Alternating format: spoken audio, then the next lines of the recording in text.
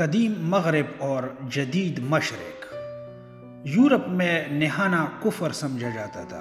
Europe کے لوگوں سے سخت بدبو آتی تھی۔ روس کے بادشاہ کیسر کی جانب سے فرانس کے بادشاہ لوئس فور کے پاس بھیجے گئے نمائندے نے کہا کہ فرانس کے بادشاہ کی بدبو کسی بھی درندے کی بدبو سے زیادہ بدبودار ہے۔ اس کی ایک لونڈی تھی جس کا نام مونٹیا سپام تھا، جو بادشاہ کی بدبو سے بچنے کے لیے اپنے اوپر خوشبو ڈالتی تھی۔ دوسری طرف خود روسی بھی صفائی پسند نہیں تھے۔ مشہور سیاح ابن فضلان نے لکھا ہے کہ روس کا بادشاہ کیسر پیشاب آنے پر مہمانوں کے سامنے ہی کھڑے شاہی محل کی دیوار پر پیشاب کرتا ہے۔ چھوٹے اور بڑے پیشاب دونوں کے بعد کوئی استنجا نہیں کرتا۔ ایسی گندی مخلوق میں نے نہیں دیکھی۔ اسپین میں لاکھوں مسلمانوں کو قتل کرنے والی ملکہ ایزابیلا ساری زندگی میں صرف 2 بار نہائی۔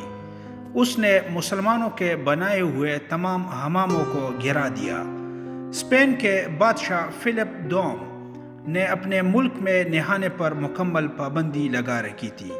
اس کی بیٹی ایزابیل دوم نے قسم کھائی تھی کہ شہروں کا محاصرہ ختم ہونے تک داخلی لباس بھی تبدیل نہیں کرے گی، اور محاصرہ ختم ہونے میں 3 سال لگے۔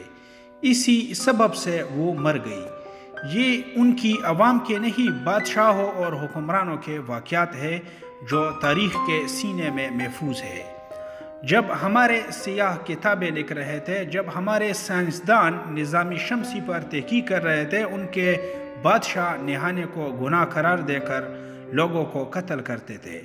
پھر ہمیں ان کے بادشاہوں جیسے حکمران ملے تو حال دیکھیے۔ جب لندن اور پیرس کی آبادیاں 30 اور 40 ہزار تھی، اس وقت اسلامی شہروں کی آبادیاں 1-1 ملین ہوا کرتی تھی۔ فرینچ پرفیوم بہت مشہور ہے۔ اس کی وجہ بھی یہی ہے کہ پرفیوم لگائے بغیر پیرس میں گھومنا ممکن نہیں تھا۔ ریڈ انڈین یورپیوں سے لڑتے ہوئے گلاب کے پھول اپنی نتنوں میں ٹھونس دیتے تھے، کیونکہ یورپیوں کی تلوار سے زیادہ ان کی بدبو تیز ہوتی تھی۔ فرانسیسی مورخ دریبار کہتا ہے کہ ہم یورپ والے مسلمانوں کے مقروض ہیں۔ انہوں نے ہی ہمیں صفائی اور جینے کا ڈھنگ سکھایا۔ انہوں نے ہی ہمیں نہانا اور لباس تبدیل کرنا سکھایا۔ جب ہم ننگے دھڑنگے ہوتے تھے، اس وقت وہ اپنے کپڑوں کو زمرد، یاقوت اور مرجان سے سجاتے تھے۔ جب یورپی چرچ نہانے کو کفر قرار دے رہا تھا، اس وقت صرف قرطبہ شہر میں 300 عوامی حمام تھے۔ بدقسمتی سے جدید مشرق کا حال قدیم مغرب کے کافی قریب تر ہے۔